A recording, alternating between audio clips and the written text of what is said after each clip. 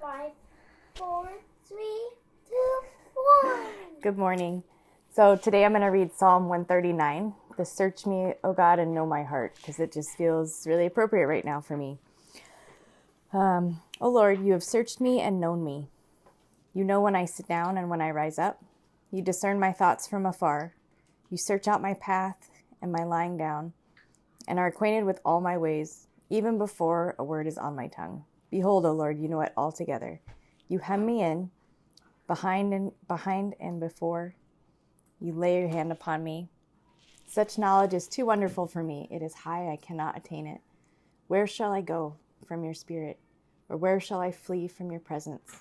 If I ascend to heaven, there you are. If I make my bed in Sheol, there you are.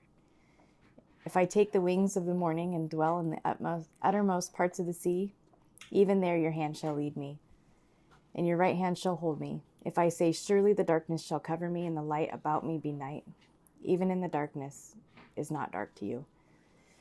The night is bright as the day, for darkness is as light with you. For you formed my inward parts. You knitted me together in my mother's womb.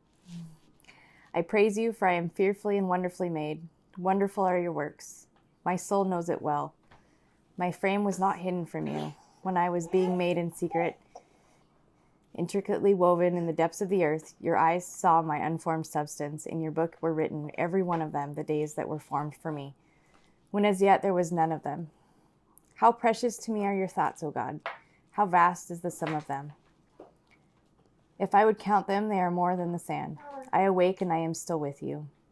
Oh, that you would slay the wicked, O God! O men of blood, depart from me. They speak against you with malicious intent. Your enemies take your name in vain. Do I not hate those who hate you, O Lord?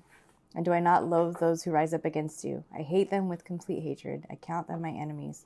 Search me, O God, and know my heart. Try me and know my thoughts, and see if there be any grievous way in me, and lead me in the way of everlasting.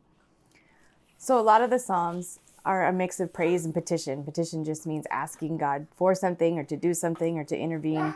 I feel like in the beginning in my relationship with God, that was all I was doing, was asking God or telling God what I wanted him to do. And now it's become this dialogue of me asking and then having a discussion with God and hearing what he has to say back to me. And yeah, the evolution of that. There's nothing wrong with petition, but I feel like there's a lot more richness in if we listen to God and hear what he has to say back to us. And I also love this psalm because it feels so good and a little unnerving to be so known by God, by our Creator. Even the bad parts and the parts that we don't want anyone else to see and the parts we think, well, if anybody really knows that, they won't really like me.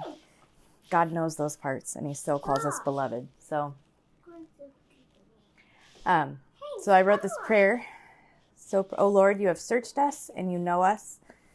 You know when we sit down and when we rise up. You know when we are full of hope and enthusiasm, and you know when we are struggling to see a way forward. You know when our faith is alive, and you know when we're full of doubt and dread. O Lord, you have searched us and you know us. You discern our thoughts from far away. You know our thoughts often clash with one another, and sometimes we're full of certainty and sometimes full of disbelief. We're sometimes full of trust and at peace, and sometimes full of doubt. Sometimes caring and sometimes selfish. You know our minds wander, and that sometimes we struggle to stay happy and peaceful and trusting in you and in life. So thank you that we don't have to pretend to be anything but who we are with you, because you already know, and you still call us beloved. In Jesus' name, amen.